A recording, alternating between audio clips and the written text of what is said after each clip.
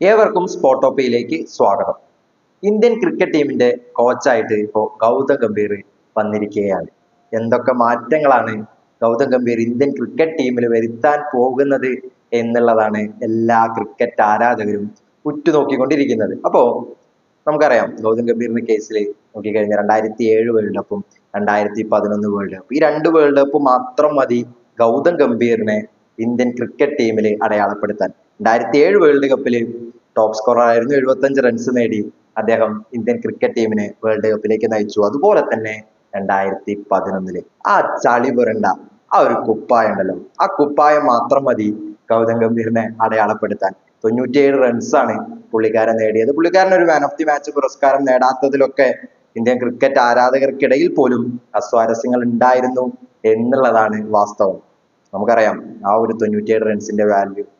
ശരിക്ക് ഇന്ത്യൻ ക്രിക്കറ്റിനോട് എത്രത്തോളം ആത്മാർത്ഥതയും കൂറുമുണ്ട് എന്നുള്ളത് ഒരിക്കൽ കൂടി ഗൗതം ഗംഭീർ തെളിയിച്ച ഒരു മത്സരം കൂടിയായിരുന്നു 2011 വേൾഡ് കപ്പിലെ ആ ഒരു ഇന്നിങ്സ് എന്ന് പറയുന്നത്. അപ്പോ ഗൗതം ഗംഭീറിന്റെ കേസിലേക്ക് നമ്മൾ വരുമ്പോൾ ഭയങ്കരമായിട്ട് ആത്മാർത്ഥമുള്ള ഒരു കളിക്കാരനാണ്. അതുപോലെ തന്നെ ഇന്ത്യൻ ക്രിക്കറ്റ് ടീമിൽ ഇപ്പൊ കളിക്ക് ശേഷവും അദ്ദേഹം വിരമിച്ചതിന് ശേഷവും ഒക്കെ ഇന്ത്യൻ ക്രിക്കറ്റ് ടീമിൽ ഒരുപാട് സെലക്ടേഴ്സിനൊക്കെ പല രീതിയിൽ വിമർശിച്ചിട്ടുള്ള ഒരാൾ കൂടിയാണ് ഗൗതം ഗംഭീർ. അപ്പൊ ഗൗതം ഗംഭീറിന്റെ കീഴിൽ ഇന്ത്യൻ ക്രിക്കറ്റ് ടീം ഇനി അണിനിരക്കുമ്പോൾ എന്തൊക്കെ മാറ്റങ്ങളാണ് നമുക്ക് പ്രതീക്ഷിക്കാനാവുക എന്നുള്ളതാണ് ഇതിൽ ഞാൻ ഈ വീഡിയോയിൽ ഉൾപ്പെടുത്തിയിട്ടുള്ളത്.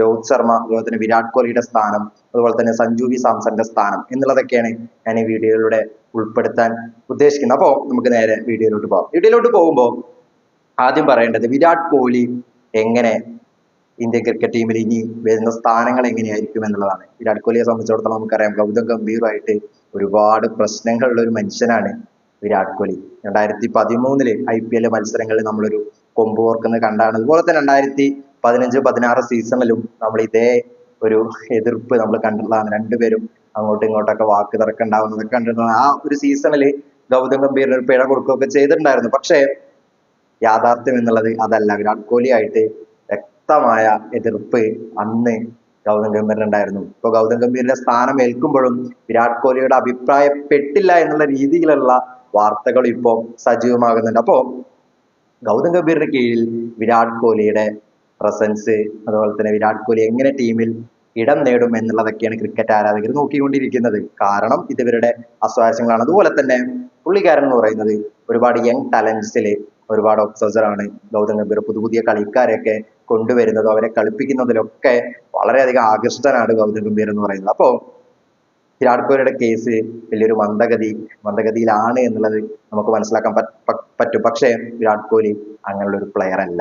കിങ് കോഹ്ലിയാണ്. പുള്ളിക്കാരൻ എങ്ങനെയാണ് നമുക്ക് മത്സരങ്ങളിൽ നിന്ന് മാറ്റി നിർത്താൻ കഴിയുക? ഇപ്പോഴും പുള്ളിക്കാരന്റെ ആവറേജ് എന്ന് പറയുന്നത് 50-ന് മുകളിലാണ്. ടെസ്റ്റിലായാലും അതുപോലെ തന്നെ ODIയിലായാലും. T20യിൽ നിന്ന് അദ്ദേഹം വിരമിച്ചു. പക്ഷേ ഒഴിവാക്കപ്പെടാനാവാത്ത ഒരു താരമാണ് വിരാട് കോഹ്ലി. അദ്ദേഹത്തെ പുറത്താക്കിയാൽ അത് ഇന്ത്യൻ ആരാധകർക്കിടയിൽ തന്നെ വലിയൊരു പ്രശ്നം ഉണ്ടാവും എന്നുള്ളത് ഗൗതം ഗംഭീറിന് അറിയാം. അതുകൊണ്ട് ആ ഒരു രീതിയിൽ തൊടാൻ ചാൻസ് ഇല്ല എന്നുള്ളത് തന്നെയാണ് എനിക്ക് തോന്നിയിട്ടുള്ളത്. ഇനി അടുത്തത് ചാമ്പ്യൻസ് ട്രോഫി വരാനിരിക്കുന്നത്, അതുപോലെ തന്നെ വേൾഡ് ടെസ്റ്റ് ചാമ്പ്യൻഷിപ്പിന്റെ ഫൈനൽ വരാനിരിക്കുന്നുണ്ട്. അതിനുശേഷം ഒരു 2027 വേൾഡ് കപ്പ് വരാനിരിക്കുന്നുണ്ട്. അപ്പൊ വിരാട് കോഹ്ലി മേലുള്ള തൊട്ടുള്ള കളിയൊന്നും ഗൗതം ഗംഭീർ കളിക്കില്ല എന്നുള്ളതാണ് എനിക്ക് തോന്നുന്നത്. അടുത്തത് രോഹിത് ശർമ്മയാണ്. രോഹിത് ശർമ്മയുടെ കേസിൽ നമുക്കറിയാം പുള്ളിക്കാരൻ എത്രയൊക്കെ നമ്മൾ കളിക്കുന്നില്ല ഇന്നിങ്സിലൊക്കെ ഒരുപാട് ഫോമൗട്ടുകളൊക്കെ കണ്ടാൽ കൂടിയും പുള്ളിക്കാരന്റെ ക്യാപ്റ്റൻസി മേൽ നമുക്ക് ഒരിക്കലും ഒരു തരത്തിലും ചോദ്യം ചെയ്യാൻ പറ്റില്ല എന്നുള്ളതാണ്. എല്ലാ താരങ്ങളെയും ഒത്തൊരുമിച്ച് കൊണ്ടുപോകുന്നതിലും കൃത്യമായ ഇടവേളകളിൽ ബോളേഴ്സിനെ മാറ്റി പരീക്ഷിക്കുന്നതിലൊക്കെ രോഹിത് ശർമ്മയുടെ ഒരു പ്രാമുഖ്യം നമുക്ക് കണ്ടിട്ടുള്ള കാര്യമാണ്. 2024 T20 വേൾഡ് കപ്പിൽ നമ്മൾ കണ്ട കാര്യമാണ്. അങ്ങനെ ഒരുപാട് ഗുണങ്ങളുള്ള ഒരു താരമാണ് രോഹിത് ശർമ്മ. പക്ഷേ അദ്ദേഹത്തിന്റെ ഇന്നിങ്സിൽ നമുക്ക് ചിലവരൊക്കെ ഒരുപാട് വിമർശനങ്ങളൊക്കെ കൊടുക്കുന്നുണ്ട്. പക്ഷേ നമുക്ക് പറഞ്ഞാലും എങ്ങനെയൊക്കെ രോഹിത് ശർമ്മയെ കുറിച്ച് പറഞ്ഞാലും രോഹിത് ശർമ്മ ഒരു ടൂർണമെന്റ് കഴിയുമ്പോൾ പുള്ളിക്കാരൻ ടോപ്പ് സ്കോറോ അതല്ലെങ്കിൽ അതിലേക്ക് തൊട്ട് താഴെയുള്ള ഒരു സ്കോറെങ്കിലും നേടി ഇന്ത്യൻ ക്രിക്കറ്റ് ടീമിനെ വേണ്ട വിധത്തിൽ വേണ്ട സമയത്ത് കൃത്യമായ ഒരു ഔട്ട്പുട്ട് കൊടുക്കാൻ രോഹിത് ശർമ്മയ്ക്ക് കഴിയാറുണ്ട്. അതുകൊണ്ട് രോഹിത് ശർമ്മയെ തൊട്ടുകൊണ്ടും ഗൗതം ഗംഭീറിന് വലിയ മാറ്റങ്ങൾ കൊണ്ടുവരാൻ കഴിയില്ല എന്നുള്ളത് തന്നെയാണ് എനിക്ക് തോന്നിയിട്ടുള്ളത്. ഇനി അടുത്തത് പറയാനുള്ളത് നമ്മുടെ സഞ്ജു സാംസണെ കുറിച്ചാണ്. സഞ്ജു സാംസൺ ഇന്ത്യൻ ക്രിക്കറ്റ് ടീമിലേക്ക് തിരിച്ചു വരുമോ എന്നുള്ളതാണ് എല്ലാവരും ഉറ്റുനോക്കുന്നത്. 19-ാം വയസ്സിലാണ് സഞ്ജു വി സാംസൺ അരങ്ങേറ്റം കുറിക്കുന്നത് 9 വർഷ കാലയളവിൽ അദ്ദേഹത്തിന് 50 മത്സരങ്ങളിൽ പോലും കൂടുതൽ മത്സരങ്ങളിൽ പോലും കളിക്കാൻ പറ്റിയിട്ടില്ല എന്നുള്ളതാണ് നമ്മൾ ആലോചിക്കേണ്ട കാര്യം. അദ്ദേഹത്തിന്റെ ODIയുടെ ആവറേജ് എന്ന് പറയുന്നത് 58ആണ്.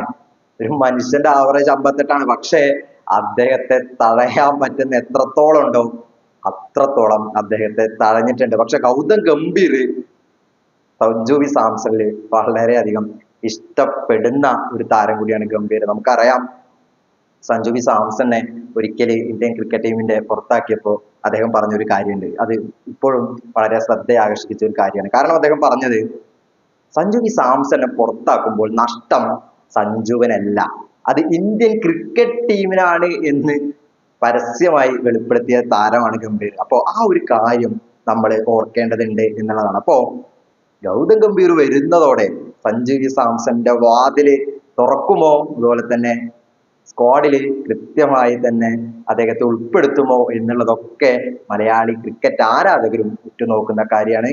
അദ്ദേഹത്തിന്റെ പ്രീവിയസ് ആയിട്ടുള്ള പ്രസ് മീറ്റിങ്ങിലൊക്കെ എപ്പോഴും സഞ്ജുവിനെ നമ്മൾ എപ്പോഴും സപ്പോർട്ട് ചെയ്യുന്നത് കണ്ടിട്ടുണ്ട്. അപ്പോ എന്തായാലും സഞ്ജുവിന് ഒരു സ്ഥിര സാന്നിധ്യം ഇന്ത്യൻ ക്രിക്കറ്റ് ടീമിൽ ഉണ്ടാവാനുള്ള സാധ്യത കൂടി ഗംഭീർ വരുന്നതോടെ തുറക്കപ്പെടും എന്നുള്ളത് തന്നെയാണ് സ്പോട്ടോപ്പയുടെ ഒരു നിരീക്ഷണം എന്ന് പറയുന്നത്. അടുത്തത് പുള്ളിക്കാരൻ ഗംഭീർ എപ്പോഴും പറയുന്ന ഒരു കാര്യമാണ്, IPL ഒരിക്കലും ഒരു മാനദണ്ഡമാക്കരുത് ഇന്ത്യൻ ക്രിക്കറ്റ് ടീമിനെ സംബന്ധിച്ചിടത്തോളം എന്നുള്ളത്.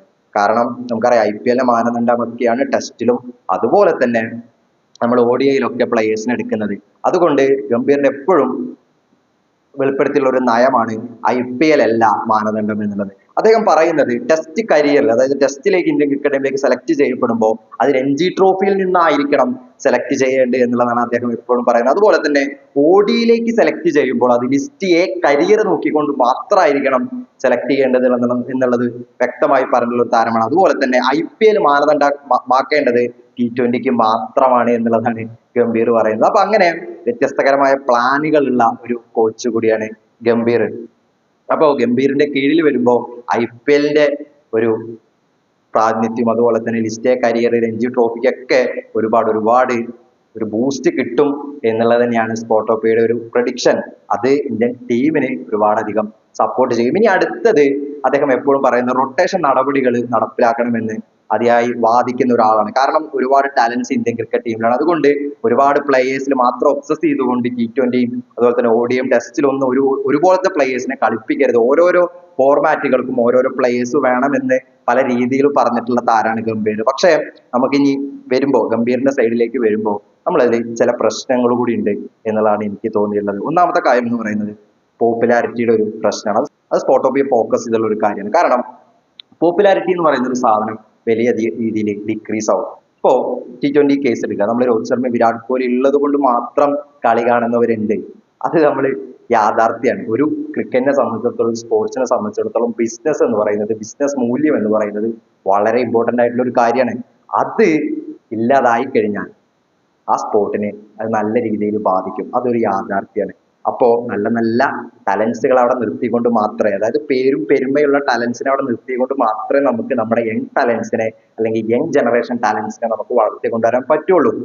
നമുക്കത് മനസ്സിലാക്കാൻ പറ്റും. എവിടെ സച്ചിൻ കഴിഞ്ഞതിന് ശേഷം നമ്മൾ ഈ ക്രിക്കറ്റ് കാണാൻ തുടങ്ങിയത് വിരാട് കോഹ്ലി ഉള്ളത് കൊണ്ടാണ്, അല്ലെ? അതുപോലെ തന്നെ രോഹിത് ശർമ്മ ഉള്ളത് കൊണ്ടാണ്. അപ്പൊ അങ്ങനെ അവരൊക്കെ ഉള്ളത് കൊണ്ട് ഇന്ത്യൻ ക്രിക്കറ്റ് ഇപ്പോഴും വാച്ച് ചെയ്യുന്നവരുണ്ട്. അതിന് ഏറ്റവും വലിയ ബെസ്റ്റ് എക്സാമ്പിൾ ആണ് നമ്മളിപ്പോ ഈ സിംബാബ്വെ പര്യടനം എടുത്തു നോക്കുക. സിംബാബ്വെ പര്യടനം എത്രത്തോളം പേര് കാണുന്നുണ്ട്, അതിന് എത്രത്തോളം പോപ്പുലാരിറ്റി ഉണ്ട് എന്നുള്ളത് എടുത്തു നോക്കുക. വളരെയധികം കുറച്ച് പോപ്പുലാരിറ്റി മാത്രമേ അവിടെ ഉള്ളൂ. അവിടെ യങ് ടാലൻസ് മാത്രമേ എന്തുള്ളൂ, പെർഫോം ചെയ്യുന്നുള്ളൂ. പക്ഷെ അതിനനുസരിച്ചുള്ള ഒരു പോപ്പുലാരിറ്റി ഇല്ല. അപ്പോ പോപ്പുലാരിറ്റിക്ക് വലിയധികം ഡിപ്പെൻസ് ഉണ്ട് എന്നുള്ളത് തന്നെയാണ് ഞാൻ മനസ്സിലാക്കിയുള്ള കാര്യം. അപ്പൊ അവിടെ രോഹിത് ശർമ്മ, വിരാട് കോഹ്ലിയൊക്കെ അവിടെ നിന്നുകൊണ്ട് മാത്രമേ BCCIക്ക് അതിന്റെ ഒരു ബിസിനസ് മൂല്യത്തിലും അതുപോലെ തന്നെ ആ സ്പോർട്ടിലും അതുപോലെ തന്നെ സ്ക്വാഡിലുള്ള മാറ്റങ്ങളൊക്കെ വരുത്താൻ കഴിയുള്ളൂ എന്നുള്ളൊരു യാഥാർത്ഥ്യം ഉണ്ട്. അത് നമ്മൾ ആരാധകർ മനസ്സിലാക്കേണ്ട ഒരു കാര്യമാണ്. ഇപ്പൊ ചെന്നൈ സൂപ്പർ കിങ്സിന്റെ കേസ് എടുത്ത് നോക്കാം. ധോണി ഉള്ളത് കൊണ്ട് മാത്രം ചെന്നൈ സൂപ്പർ കിങ്സിന്റെ കളി കാണുന്നവരുണ്ട് എന്നുള്ളതൊരു യാഥാർത്ഥ്യം നമ്മൾ മനസ്സിലാക്കേണ്ടതുണ്ട് എന്നുള്ളത് തന്നെയാണ് എനിക്ക് തോന്നിയിട്ടുള്ളത്. അതുപോലെ തന്നെ ഏറ്റവും വലിയ വേറൊരു എക്സാമ്പിൾ എന്ന് പറയുന്നത് ഇംഗ്ലണ്ടിലെ ടീമിനെ എടുത്ത് നോക്കാം. അവിടെ റൊട്ടേഷൻ നടപടി നടപ്പിലാക്കിയത് കൊണ്ട് വലിയൊരു സ്പോർട്ട് ഈവൻസിൽ വലിയൊരു ഡിക്രീസ് സംഭവിച്ചു എന്നുള്ളതാണ്. നമുക്കറിയാം ഇംഗ്ലണ്ട് ടീമിന്റെ ഇപ്പോഴത്തെ ഒരു അവസ്ഥ. ഒരു പ്രതാപകാലം ഇംഗ്ലണ്ട് ക്രിക്കറ്റ് ടീമിനുണ്ടായിരുന്നു. T20ക്ക് ഒരു ടീം, ഏകദിനത്തിന് ഒരു ടീം, ടെസ്റ്റിന് ഒരു ടീം, അങ്ങനെയായിരുന്നു അല്ലെ? കുക്കും അതുപോലെ തന്നെ റൂട്ടൊക്കെ ടെസ്റ്റ് ക്രിക്കറ്റ് ടീമിലും അതുപോലെ തന്നെ ഇയാൻ മോർഗനെ തുടങ്ങിയ താരങ്ങളൊക്കെ T20യിൽ ഒക്കെ ഉൾപ്പെടുത്തി അങ്ങനെ വലിയൊരു ടീം ഉടച്ചു വാർക്കൽ അവിടെ നടന്നു. പക്ഷെ അതിന്റെ ഭവിഷ്യത്ത് എന്തായി? ഇംഗ്ലണ്ട് ക്രിക്കറ്റ് ടീം ആകെ തച്ചുടഞ്ഞ ഒരു അവസ്ഥയാണ് നമ്മൾ കാണാൻ പറ്റുന്നത്. ഇതിൽ ഏറ്റവും വലിയൊരു എക്സാമ്പിൾ ആണ് ആഷസ് ടെസ്റ്റ് എന്ന് പറയുന്നത്. 9 മില്യൺ വ്യൂവേഴ്സ് ആയിരുന്നു ആദ്യമൊക്കെ ആഷസ് ടെസ്റ്റിന് ഉണ്ടായിരുന്നത്. പക്ഷെ ഇപ്പോ അത് കാണുന്നത് ഒരു 1.3 മില്യൺ വ്യൂവേഴ്സ് മാത്രം. 80% വലിയൊരു കട്ട് അവിടെ ഉണ്ടായിട്ടുണ്ട്. ഇത് എന്തുകൊണ്ടാണ്? പോപ്പുലാരിറ്റി ബേസിസിൽ മാത്രമാണ്. ഇംഗ്ലണ്ടിലെ സ്പോർട്സ് ക്രിക്കറ്റിന് വളരെയധികം സ്വാധീനം കുറഞ്ഞു എന്നുള്ളതാണ് നമ്മളിവിടെ മനസ്സിലാക്കേണ്ടത്. എന്തുകൊണ്ട് കുറയാണ്?